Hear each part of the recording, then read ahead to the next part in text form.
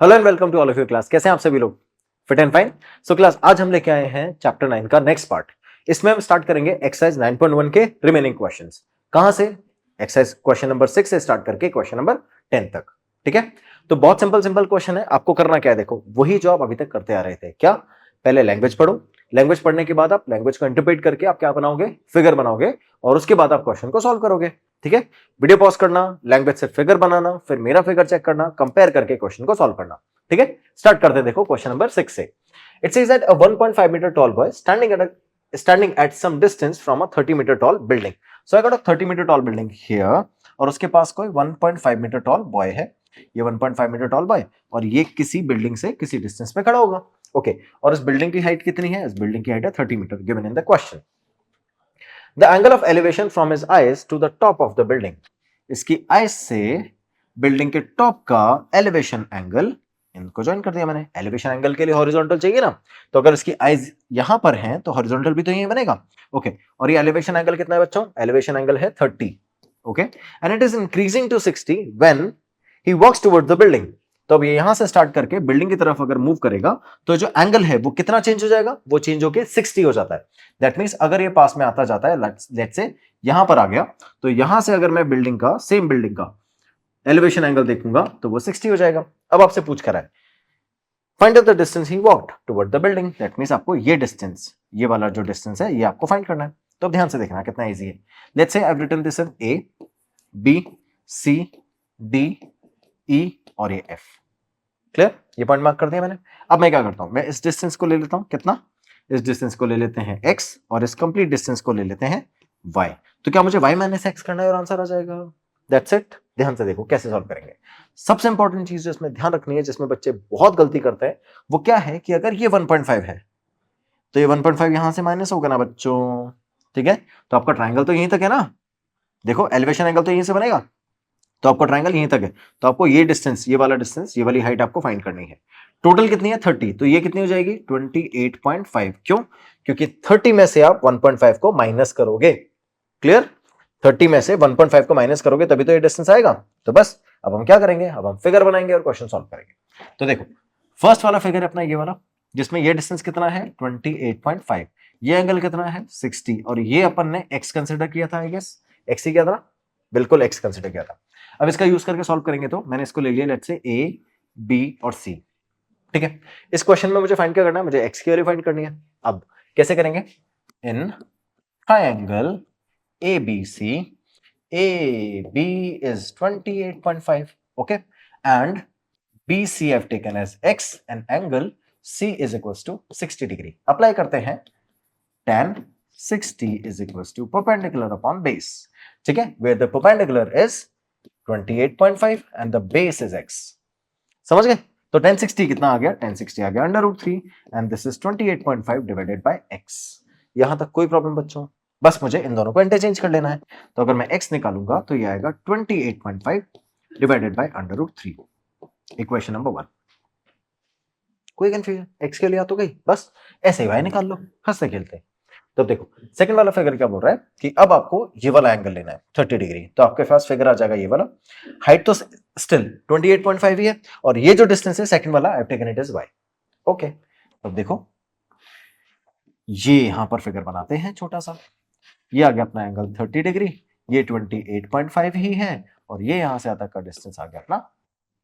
Clear बच्चों? तो देखो tan theta is equals to same perpendicular upon base will read tan यहां पर 30 degree is equals to perpendicular कितना है? 28.5। बेस कितना है? y। कि यहां से y भी आ जाएगा। पहले tan 30 तो रखें, ध्यान से देखो। tan 30 is 1 upon under root 3 is equals to 28.5 upon y। क्या मैं क्रॉस मल्टीप्लाई कर सकता हूं? बिल्कुल कर सकते हैं।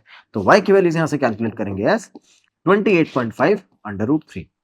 x की वैल्यूज आ गई क्या बच्चों? y की वैल्यूज आ गई है क्या? अब आपको क्या करना है? आपको फाइंड करना है ये डिस्टेंस जो आएगा y माइनस एक्स से। ठीक है, तो आपको क्या अप्लाई करना है? y minus x. चलो जल्दी से अप्लाई कर देते हैं। To find the distance he covered कैसे फाइंड करेंगे बच्चों? ये आएगा y माइनस एक्स। तो y की प्लेस पे क्या रखेंगे? y की प्लेस पे रखेंगे 28.5 अंडर रूट 3, 28.5 अंडर रूट 3, और x की प्लेस पे 28.5 अपॉन अंडर रूट 3। याद है मैंने रैशनलाइज नहीं किया था, इसलिए नहीं किया था। तो अब देखो, कैन आई टेक 28.5 कॉमन? बिल्कुल sir, under root 3 upon 1 minus under root 3। LCM ले लो। तो देखो 28.5 तो एज इट इज आ गया है, एलसीएम लोगे तो अंडर रूट 3 मल्टीप्लाई होके 3 minus 1 upon under root 3। Clear? अब देखो 3 माइनस 1 क्या हो जाएगा? 3 माइनस 1 हो जाएगा 2। तो 28.5 multiply by 2 upon under root 3, rationalise under root 3, under root 3 multiplication becomes 3। तो ये बनेगा 28.5 अपॉन में 3, ये वाला 3 multiply by 2 multiply by under root 3। क्या मैं दोनों को डिवाइड कर सकता हूं बच्चों? बिल्कुल कर सकते हैं। स्टार्ट करेंगे, 3 9 27, 1 15, 3 5 15, तो it is 9.5 multiply by 2 multiply by under root 3। क्या मुझे बताने की जरूरत है कि 9.5 क्या होता है, मल्टीप्लाई बाय 2 क्या होता है? नहीं ना, चलो 9.5 multiply by 2 gives us 19, so it is 19 under root 3 finally. So this is y minus x and the distance covered. Clear बच्चों? तो हमने डिस्टेंस कवर का ऑलरेडी लिया है y minus x, तो just placed it as y minus x is equals to 19 under root 3 meters. Don't forget to write the units here always. Don't forget to write the units. So it is m 19 under root 3 meters. Clear बच्चों? कोई confusion है? Easy सा question था ना? आगे देखो, next वाला question क्या बोल रहा है? From a point on the ground, the angle of elevation of the bottom and the top of a transmission tower fixed in the top is 20 meter high building with 45 and 60. क्या नहीं समझ में आया ना? ध्यान से देखो, ये ग्राउंड पॉइंट है, कोई ग्राउंड पे आपको बोल रहा है from the point on the ground, ये रहा, the angle of elevation of the bottom and the top of a transmission tower. That means अगर कोई ट्रांसमिशन टावर है जिसके बॉटम और टॉप दोनों पे एलिवेशन एंगल बना रहे हैं, ओके, तो दैट मींस वो ट्रांसमिशन टावर कहीं हवा में होगा, तभी तो उसके बॉटम और टॉप दोनों से हम एलिवेशन एंगल बना रहे हैं। हवा में क्यों नहीं है? क्योंकि वो किसी बिल्डिंग पे है। कौन सी बिल्डिंग पे है? Tower fix at the top of a building which is 20 metre high are 45 and 60। ठीक है, तो 20 मीटर हाई बिल्डिंग के ऊपर है और इसका बॉटम का और टॉप का दोनों के एलिवेशन एंगल आर 45 एंड 60। ठीक है, respectively find the height of the tower. आपको टावर की हाइट फाइंड करनी है, मतलब ये वाला डिस्टेंस पूछ रहा है आपसे, कब? जब ये 20 के बने। ठीक है, फिगर समझ में आ गया? स्टार्ट करते हैं क्वेश्चन को सॉल्व करना। तो देखो, क्वेश्चन में मैंने बढ़िया सा फिगर बनाता हूं और इसको रखते हैं अपन h, इसको रखते हैं 20, इसको ज्वाइन करते हैं यहाँ, ये बन जाएगा 45, ये पूरा 60, ये वाली लेंथ पता नहीं है, तो अब मार्किंग करेंगे तो a b c और d। अब और ए सी पूरा h प्लस 20। क्लियर? मैं सबसे पहले आता हूं इस ट्रायंगल में बी सी डी में, इसकी हेल्प से मैं सी डी निकालता हूं, सी डी की हेल्प से मैं ए बी निकाल लूंगा। क्लियर? और that's how I finally get the value of H. Start करें, देखो, सो फर्स्ट इन ट्रायंगल, कौन सा ट्रायंगल है बच्चों? B C D. B C D triangle में, बी सी डी ट्रायंगल के अंदर बी सी गिवन है क्या? बिल्कुल गिवन है। बी सी की लेंथ कितनी है? 20 मीटर्स गिवन है बी सी। ठीक है, और दूसरा कुछ और गिवन है? बिल्कुल नहीं गिवन है। एंगल गिवन है, कितना? एंगल डी आपको 45 गिवन है, तो बस tan 45 अप्लाई करो। tan 45 is equals to B C upon C D. ठीक है, tan 45 के लिए क्या वन होती है? बिल्कुल, बी सी आपको गिवन है क्या? 20, सी डी नहीं पता, क्रॉस मल्टीप्लाई करेंगे तो C D is equals to 20 metres. यहां तक कोई प्रॉब्लम है क्या? हम सी डी एग्जैक्ट 20 फाइंड कर चुके हैं, बस इसकी हेल्प से हम ये फाइंड कर लेंगे। कैसे फाइंड करेंगे? देखो, आते हैं in triangle A C D. Okay, ACD triangle में मुझे गिवन क्या क्या है? मुझे गिवन है ए सी कितना है? h plus 20। Okay, and B C अभी भी फाइंड किया क्या मैंने? बी सी तो है ही नहीं, चलो सी डी है। सी डी कितना है बच्चों? सी डी की लेंथ है सी डी मुझे कितना गिवन है? सी डी गिवन है आपको, सी डी अभी फाइंड किया ना, कितना? 20 मीटर्स। ठीक है, 20 मीटर्स। और मुझे एंगल गिवन है क्या? बिल्कुल, एंगल भी गिवन है, एंगल डी की लेंथ कितनी है बेटा? Angle D is 60। Find what we need to find out? We need to find out the whole length AC. ठीक है, तो tan theta is equals to perpendicular upon base. Perpendicular is AC, base is CD, AC h plus 20, ये 20, कौन? CD। tan theta, theta की जगह कितना रखेंगे? 60 place कर दें, तो tan 60 is equals to h plus 20 upon 20। tan 60 की वैल्यू का अंडर रूट 3 होती है बच्चों? बिल्कुल होती है सर, तो h upon h plus 20 upon 20 cross multiply कर दो 20 under root 3 is equals to h plus 20 को तो शिफ्ट करोगे तो 20 under root 3 minus 20 is equals to h। Can I take 20 common? Very good, तो ये बन जाएगा under root 3 minus 1 is equals to h। Easy. तो अब देखो ये जो वैल्यूज आई अपनी, ये किसकी लेंथ आ गई है? h की। आपसे पूछा गया था क्वेश्चन में h क्यों? क्योंकि हमने अज्यूम किया कि h is the height of the transmission tower. तो अब देखो फाइनली, अच्छा रूट 3 की वैल्यू मैंने क्या नहीं ना, तो leave it as it is, छोड़ो। Hence the height of the tower is 20 under root 3 minus 1 metres. कोई कंफ्यूजन बच्चों? We got the values here. आगे चलते हैं। नेक्स्ट आपको बोल रहा है statue 1.6 metre tall stands on a top of a pedestal from a point on a ground. The angle of elevation of the top of the statue is 60. Okay, ये कोई pedestal है, उस पे कोई एक स्टैच्यू है और किसी पॉइंट से on the ground the angle of elevation of this statue is 60. क्या क्वेश्चन है ये बोल रहा है, देखते जाओ। स्टैच्यू 1.6 मीटर टॉल, एक स्टैच्यू कितना है? 1.6 मीटर टॉल है। Stands on a top of a pedestal, ये पेडेस्टल के टॉप के ऊपर खड़ा हुआ है, ठीक है। From a point on the ground, the angle of elevation of the top. From a point on the ground, the angle of elevation of the top of the statue is 60. उसके बाद, and from the same point, the angle of elevation of the top of the pedestal. इस pedestal के top का same point से angle of elevation कितना है? 45. क्या आपको सिमिलर क्वेश्चन लग रहा है? पहले आपको ये फाइंड करने के लिए बोला था, आपकी बार आपको ये फाइंड करने के लिए बोला है, कुछ नया नहीं है। देखो, find the length of the pedestal, यही तो बोल रहा है, राइट? स्टार्ट करें क्वेश्चन, चलो अच्छा सा फिगर बनाते हैं, अच्छा सा फिगर बनाते हैं पहले, ये और ये, ठीक है। अब की बार आपको ये कितना गिवन है? 1.6 मीटर। ये अपन ने h ले लिया है और इसको ज्वाइन कर दिया है, सेम एंगल 45 और 60। ओके, क्या ये लेंथ पता है हमको? नहीं, तो मैं इसको लिखूंगा a, इसको लिखूंगा b, इसको लिखूंगा c और ये d, ठीक है। तो फर्स्ट हम क्या करें, आपकी बार तो वैल्यू फाइंड नहीं कर सकते ना cd की, तो हम जैसा क्वेश्चन बोल रहा है वैसे चलते हैं, चलो। Okay, first will go in triangle BCD। BCD triangle के अंदर एंगल D कितना है? एंगल D है 45। ओके, और BC कितना है? BC हमने तो ले लिया H, क्योंकि हमको पता ही नहीं था। चलो स्टार्ट करें CD फाइंड करना। कैसे करेंगे? देखो, we got 10 45 is equals to BC upon CD, right. अब देखो 10 45 क्या वन होता है बच्चों? बिल्कुल। BC हमने H ले लिया क्या? बिल्कुल ले लिया। और ये CD पता ही नहीं है, क्रॉस मल्टीप्लाई करेंगे तो CD भी तो H हो जाएगा। इक्वेशन नंबर 1, CD दे रहा है ना, तो CD multiply by 1 is equals to H। तो CD की लेंथ भी कितनी आ गई? H आ गई। क्लियर? बस अब जैसा क्वेश्चन बोल रहा है वैसा ही चलेंगे। ओके, क्वेश्चन बोल रहा है कि आगे सॉल्व मत करो, तो नहीं करेंगे। वैल्यू नहीं गिवन है, कैसे सॉल्व करो? ध्यान से देखो, चल solve it in the form of ACD now. तो इन ट्रायंगल ACD ट्रायंगल के अंदर आपको ये टोटल लेंथ कौन सी? AC कितनी गिवन देखो, H plus 1.6। Okay, so AC is equals to H plus 1.6 metre. उसके बाद CD हमको गिवन है क्या क्वेश्चन में? नहीं गिवन है ना। I'll place it from here only, है ना। So as I already proved, I can choose CD as H। Okay, और एंगल कितना है? Angle D is equals to 60 degree. Fine, place all the values here and find out the answer। place all the values here and find out the answer।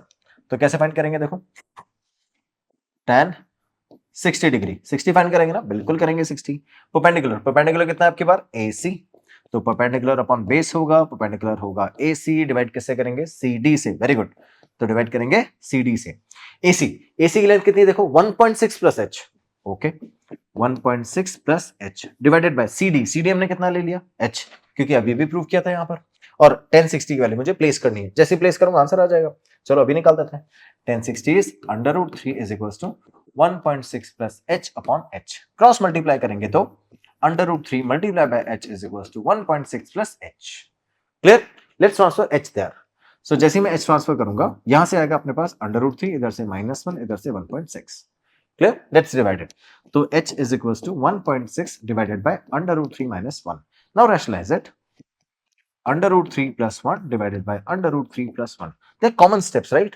सब में common steps आ रहे हैं। जहां √3 आ जाएगा वहां रेशनलाइज करना है। जब वैल्यू अगर √3 की वैल्यू की मैंने स्पेसिफिकली तो प्लेस कर देनी है, नहीं प्लेस करना तो आंसर ऐसे छोड़ देना है। सब में tan थीटा धीरे से अप्लाई करते जा रहे हैं। तो देखो h अगर सॉल्व करेंगे तो इट इज 1.6 मल्टीप्लाई बाय √3 + 1 और a + b a - b से क्या ये 3 - 1 हो जाएगा। a - b a + b से a² - b², ये बन गया 3 - 1। क्या 3 - 1 2 होता है बच्चों? बिल्कुल होता है। तो it is 1.3 multiply by 1.6 multiply by √3 + 1 divided by 2। इन दोनों को डिवाइड करेंगे तो 0.8। Okay, so h is equal to 0.8 multiply by √3 + 1। ठीक है, सो फाइनली आपकी जो हाइट आ गई है वो कितनी आ गई है बच्चों? वो आ गई है 0.8 √3 + 1 मीटर्स। कौन सी हाइट पूछ रहा था? पेडेस्टल की। तो पेडेस्टल की हाइट कितनी आ गई? Exact fine 0.8 multiply by √3 + 1। Clear? कोई कंफ्यूजन है? That's it, final answer. Last में स्टेटमेंट लिखना मत भूलना बच्चों, स्टेटमेंट लिखना मत भूलना। एच नहीं पूछा था, पेडेस्टल की हाइट पूछी थी, तो लास्ट में आप स्टेटमेंट लिखोगे, hence the length of the height of the pedestal is 0.8 √3 + 1 metres. Clear? Next question देखो। The angle of elevation of the top of a building from a foot of the tower is 30 degree. Okay, ये tower है, इस tower के foot से एक building है, उसके top का एलिवेशन एंगल, ये बिल्डिंग ये टावर, एलिवेशन एंगल कितना है? 30। आगे सुनना। And the angle of elevation of the top of the tower from the foot of the building, building के फुट से इसका एलिवेशन एंगल कितना है बच्चों? 60। Okay, if the tower is 50 metre high find the height of the building. अगर ये 50 metre का है तो बिल्डिंग कितनी हाइट की होगी? हमको नहीं पता, एच ले लो पे सबसे पहले तो। ठीक, ओके, ये ए, ये बी, ये सी और ये डी। फिर से सुनो, ये एक बिल्डिंग है किसी एच मीटर हाइट की, इस बिल्डिंग के फुट से इस टावर की हाइट का जो एलिवेशन एंगल है वो 60 है, और इसी टावर के फुट से ऑपोजिट में जो बिल्डिंग है जिसके फुट से हमने देखा है उस बिल्डिंग का टॉप का एलिवेशन एंगल 30 है। समझ गए? तब आपको पूछ क्या रहा है, आपसे पूछा है बिल्डिंग की हाइट बताओ अगर ये 50 मीटर का है तो। क्या मुझे ये पता है? नहीं। क्या मैं इसको x ले लूं? ले सकते हैं। इस ट्रायंगल में आओ, क्या आपको 50 पता है, एंगल पता है, ये निकाल लोगे? बिल्कुल। इस ट्रायंगल में आओ, जब आप ये निकाल लोगे तो इन दोनों की हेल्प से ये निकाल लोगे, बस यही करना है। चलो स्टार्ट करते हैं फिर से। बढ़िया सा फिगर बनाते हैं। बढ़िया फिगर ये रहा, इसको इधर से ज्वाइन किया, ये आ गया अपना 30 और ये हो गया 60। ये हमको फाइंड करनी है h और इसको ले लेंगे 50 और ये डिस्टेंस हो गया अपना x। ठीक है, let's okay, I'll write it as A, B, C and D. So in triangle ABC, angle C is 60 degree and AB is equals to 50 meters. ठीक है, ओके। अब मुझे इसकी हेल्प से क्या फाइंड करना है? BC फाइंड करना है। I've also taken BC as x. तो देखो tan 60 degree is equals to perpendicular upon base, where perpendicular is 50 and the base is x. ठीक है, फास्ट जा रहा हूं क्या बेटा? बहुत सिंपल क्वेश्चन है। ठीक है, आप तो कर भी चुके होगे शायद अब तक। tan 60 की वैल्यू कितनी आ गई? tan 60 की वैल्यू आ गई है √3 is equals to 50 upon x। Cross multiply करोगे तो ये बन जाएगा x is equals to 50 upon √3। Equation number 1 देखो, tan 60 वैल्यू √3, इधर से 50 upon x, 50 upon x, x को उधर √3 को उधर, तो x is equals to 50 upon √3 gives us equation 1। अब देखो क्या यहां से मैंने x की वैल्यू निकाल ली है, अब इस x की वैल्यू का यूज करके h निकालना। ओके, उसके लिए क्या मुझे सेकंड ट्रायंगल में जाना पड़ेगा? बिल्कुल। So in triangle BCD, angle B is equals to 30 degree and CD is equals to h। ये आ गए दोनों वैल्यूज, और BC अपने पास में x है ऑलरेडी। अब की बार BC की वैल्यू तो आ चुकी है ना, BC की वैल्यू कितनी आई है? 50 अपॉन √3। ये आ गए वैल्यूज, बस फाइंड कर दो आंसर। कैसे फाइंड करोगे? देखो फिर से, tan theta is equals to perpendicular upon base and tan theta की जगह क्या रखेंगे? 30 degree is equals to perpendicular क्या है अपना? परपेंडिकुलर तो फाइंड करना है, h रखेंगे। बेस अभी मैंने निकाला 50 अपॉन √3। क्लियर? tan 30 की वैल्यू कितनी होती है बच्चों? tan 30 की वैल्यू होती है 1 अपॉन √3। बस प्लेस कर दो, तो अब 1 upon √3 is equals to h upon 50 upon √3। इसको उधर शिफ्ट कर दोगे तो 50 अपॉन √3 मल्टीप्लाई होगा 1 अपॉन √3 से, गिव्स अस h। √3 कितना हो जाएगा? 3, so it is 50 upon 3, which is finally 16.66 meters in height. So finally, the height of the building is 16.67 meters. समझ गए बच्चों?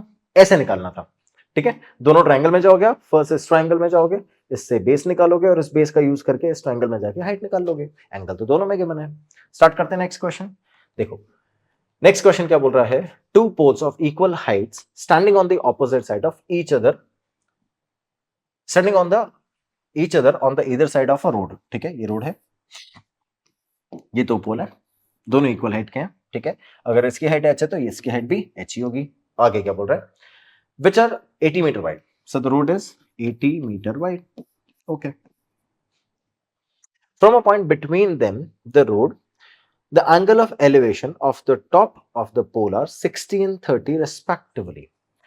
Okay, मान लेते कोई ये पॉइंट है, इस पॉइंट से दोनों जो पोल्स है उनका एलिवेशन एंगल एक साइड 30 है और एक साइड 60 है, ठीक है।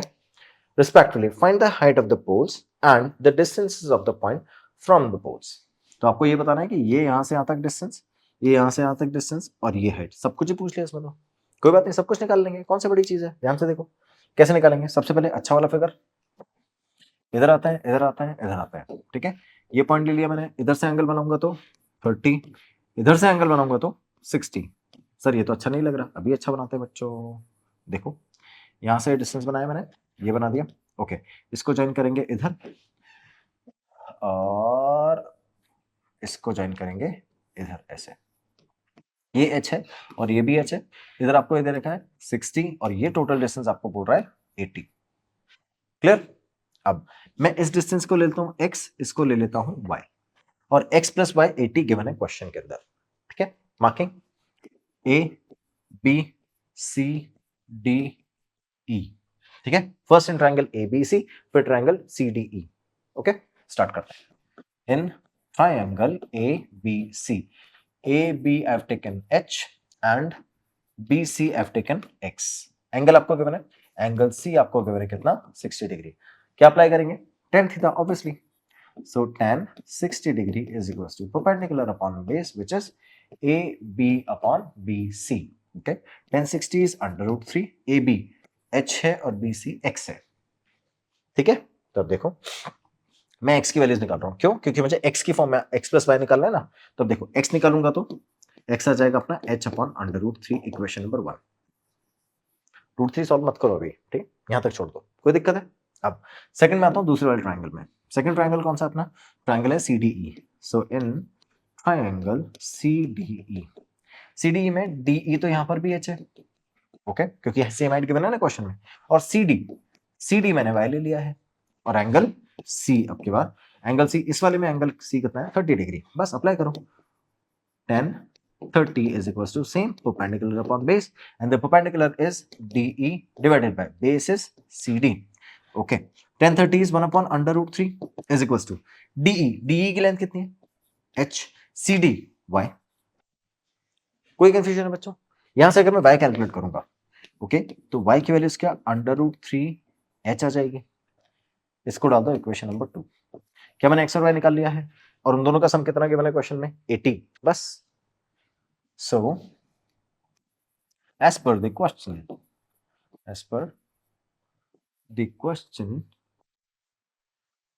x plus y is equals to 80, not a degree, 80, ठीक है। x की वैल्यू कितनी निकाली मैंने, देखो h अपॉन अंडर रूट 3 और y की value h under root 3, h upon under root 3 plus under root 3h। Can I take h common, definitely. So it's 1 upon under root 3 plus under root 3 is equals to 80 is equals to 80, ठीक है। अब देखना h LCM लेंगे तो 1 plus 3 upon under root 3 is equals to 80। 1 plus 3 is 4, so it is 4 upon under root 3 is equals to 80। Solve करेंगे तो 4 से 80 को रिड्यूस कर देंगे, I got 20 under root 3 metres. Height of the pole आ गई, कितनी आ गई, 20 under root 3। Okay, so we got this one here. तो जैसे मेरे पास में ये आ गया, क्या x आ जाएगा? बिल्कुल आ जाएगा। From equation 1 and equation 2 we can find out x and by both. चलो, सो फ्रॉम इक्वेशन 1 में देखो, अगर आप x देखोगे तो x क्या h अपॉन अंडर रूट 3 था, बिल्कुल।